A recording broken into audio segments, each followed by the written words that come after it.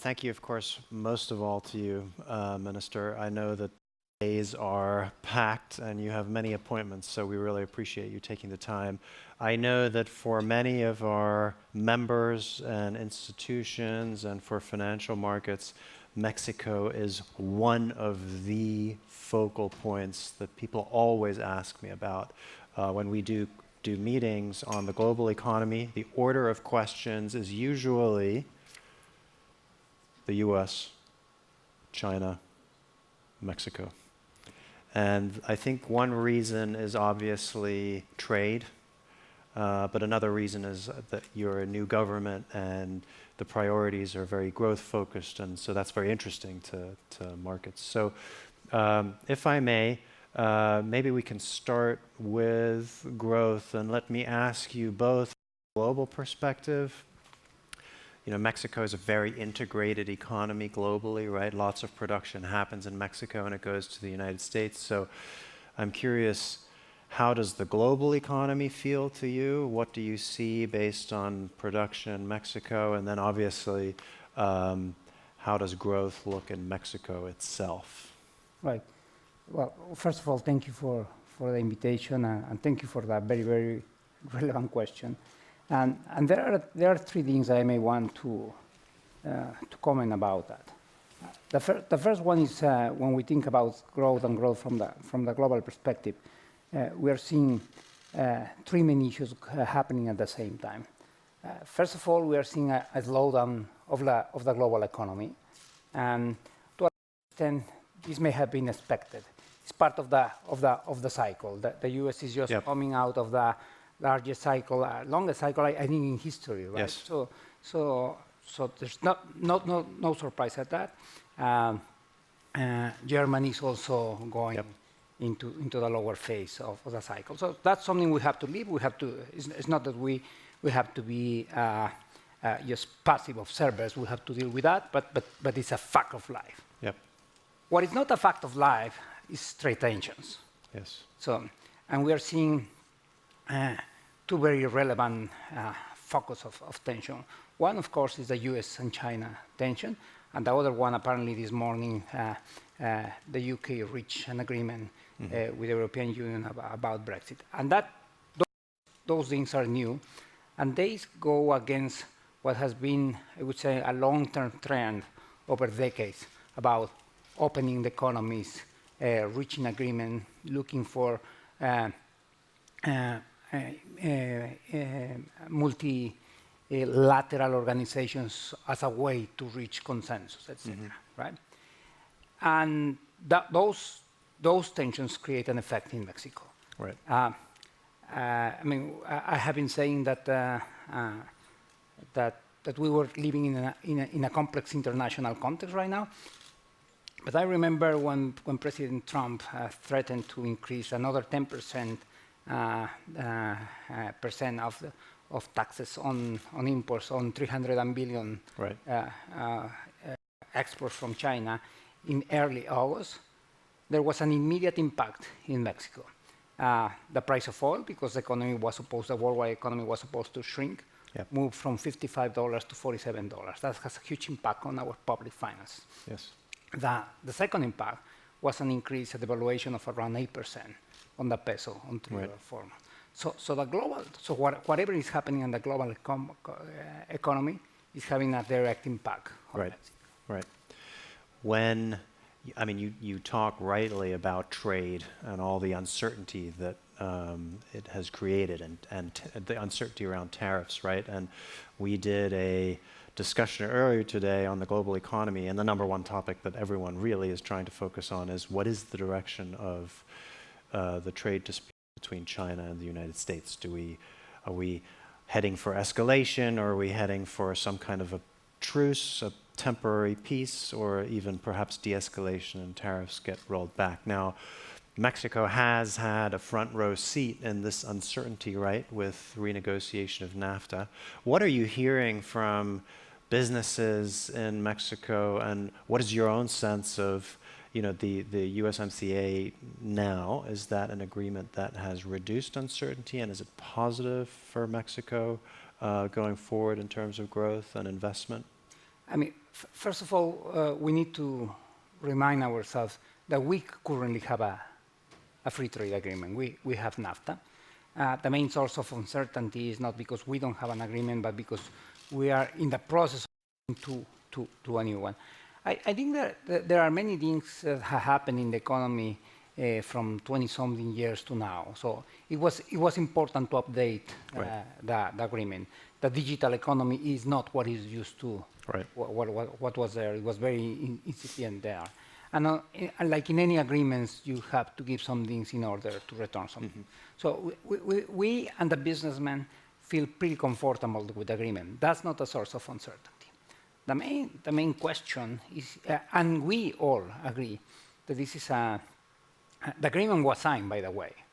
It was signed almost a year ago. Right. What needs to be ratified. And it needs to be ratified by the Congress of the three countries. It was ratified by Mexico's Congress, by the Senate, actually. The Canadians keep insisting also that they will be ready to ratify any moment that they want it, and they just want to synchronize it with a ratification in the U.S. Now, we think that sooner than later, hopefully sooner than later, this is going to be ratified. What it will be a really game changer is if it's ratified within the next 6 weeks. Because in the middle of uncertainty worldwide, if we happen to have a very clear path for the next 16 years in the North American region, I mean, that will be a way in which many of the investments will be focusing here while they are in a position of wait and see in the rest of the world. Right. That would be a very good outcome. We have a team right now in Congress trying to clarify some of their concerns. Right. When we talk to investors, I would say most of the sentiment is quite negative on growth globally, not just Mexico. People are worried. And your administration, your government is very focused on bringing growth up in Mexico, right? And a growth enhancing strategy and so on. Can you give us an outline of, if you cannot control the global environment and you cannot control the back and forth, the domestic U.S. politics and the back and forth on tariffs and trade, what are strategies that you are focused on in terms of boosting the long-term trajectory of growth in Mexico? So I'm glad, first of all, the way you question, because you focus on the long-term trajectory.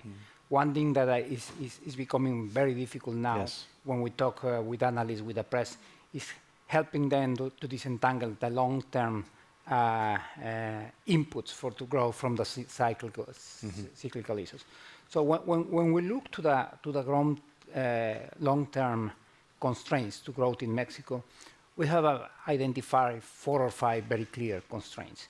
And the way in which we weigh about it was to look to those areas in which we were supposed to do much better, given the level of performance of our traditional peers, Latin American countries, the large Latin American countries like Brazil and Argentina, which usually are our natural comparators.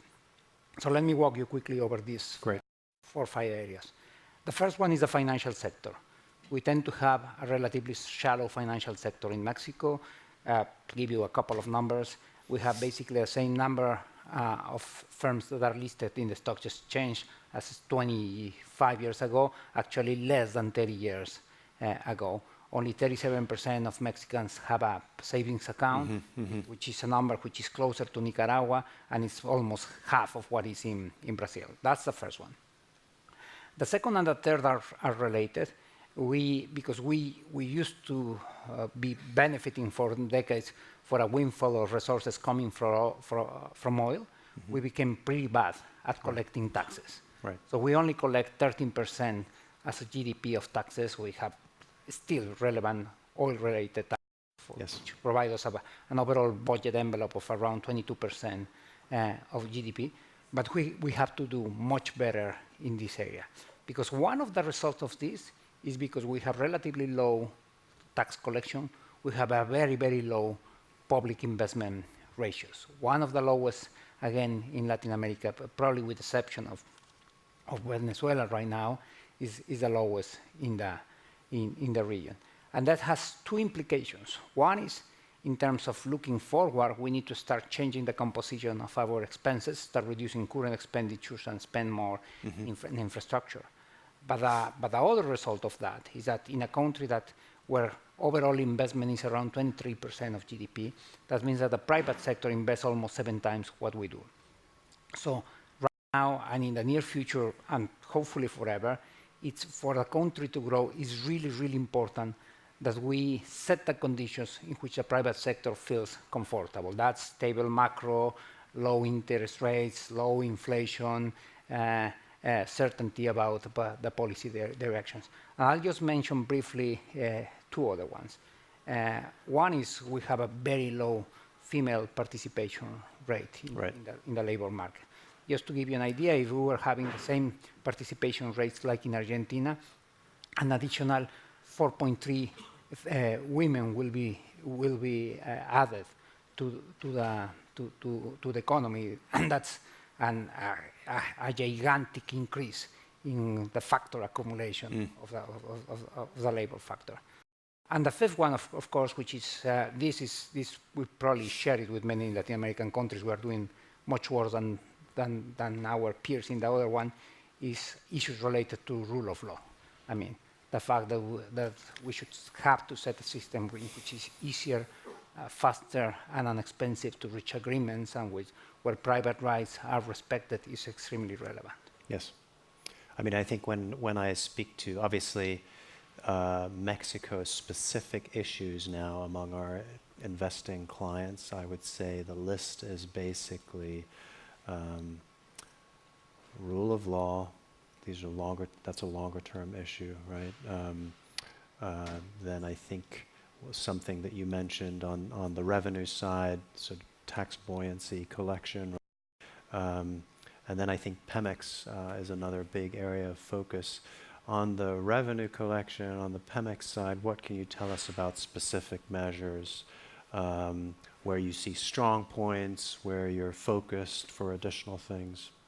So there are 3 things that I could refer to that. The first one is one of the reasons we collect relatively little is because we have Pemex, and we were not collecting efficiently taxes from almost anybody except Pemex. So Pemex was overtaxed. Right. And because Pemex was overtaxed, they were not investing enough, and they had, from 2004 until last February, an almost continuous decline in the level of production. We have been able to reverse that. And one of the reasons is we started to change the tax treatment of Pemex.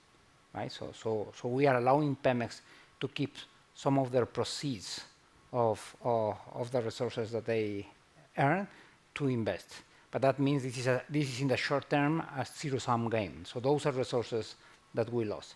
So what we're doing during the first 3 years of the administration is to focus not in changing the tax structure, which will be like the tax policy, the amount, the rates of tax collection, but actually focusing on things like efficient tax administration. So we are being very aggressive in closing some of the loopholes that were permitting evasion, elusion, and particularly tax fraud. Gotcha. And on Pemex itself, some of the changes in the business plan and so forth, obviously what you're mentioning on reducing some of the burden on Pemex from the tax side would be good. But in terms of the overall business plan, where are your areas of focus? So there are three areas in which we were very committed. The first one is to change the decline in production. Yes. So just to give you 3 points or 4 points of to anchor this point. So we were producing 3.4 million barrels in 2004, 2.4 million barrels in 2012, 1.9 million barrels in 2018. And a year after, actually 14 months after, in February of this year, we were producing 1.6 and something, almost a reduction of very close to 300,000 barrels per day in a year, right? So now we have been able first to stabilize, and we have already reversed the trend. Currently, we are producing around 100,000 more barrels than in January.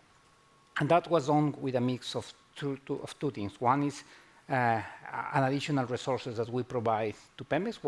One we already mentioned, which was a change in the tax treatment. The second one, we injected capital directly in Pemex. Then Pemex did something which was very important. They changed slightly their strategy and start focusing in shallow waters and land, where it is easier to extract. So that was one pillar, I would say, of our strategy.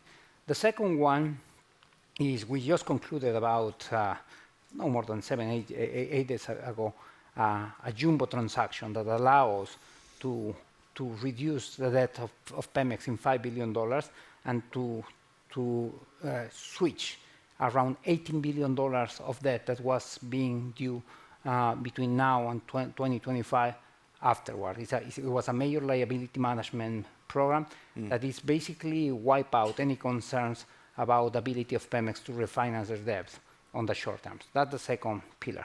The third one, which we need to do a much better effort in communicating, is the reserves of Pemex have been going up, right? And people in Pemex are very happy about it, but I'm insisting that they have to share their happiness and make everybody know that this is actually happening. And there are still some open questions, and some of the open questions are related particularly to issues like investments in deep waters. Right? Those take a long time. They have a very low average success rate, around between 20 and 25%. It takes between 10 and 11 years to produce the first drop of oil since starting. And Pemex is trying at this point, once they have stabilized the production and doing all these things, to think what will be the best scheme to address the long-term issues. Among foreign investors, obviously, Mexico is always a desirable destination. Do you see a role for foreign investors in Pemex? Yeah, and there are some things that are obviously that the government has been very open. For example, there are some very specific areas which, for example, even the president has said, like petrochemical, that everybody's welcome in whatever amounts they want, right? With respect to some of the more, I would say, risk-sharing, equity-sharing kind of agreements, what the president has said is he would like first to see that the commitments that were signed are actually happening, that are being translated in investment and actual production before reconsidering. In fact, he just met, I remember, about 10 days ago with the CEO of this oil Italian company, because they are the ones who are, I would say, leading this. And he was really happy that from that agreement, actually, oil is now starting to be produced.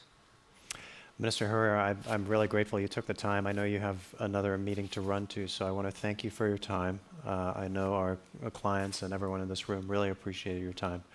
And a pleasant, if not too stressful, couple of days here in DC. Hopefully not as wet as yesterday. Thank you.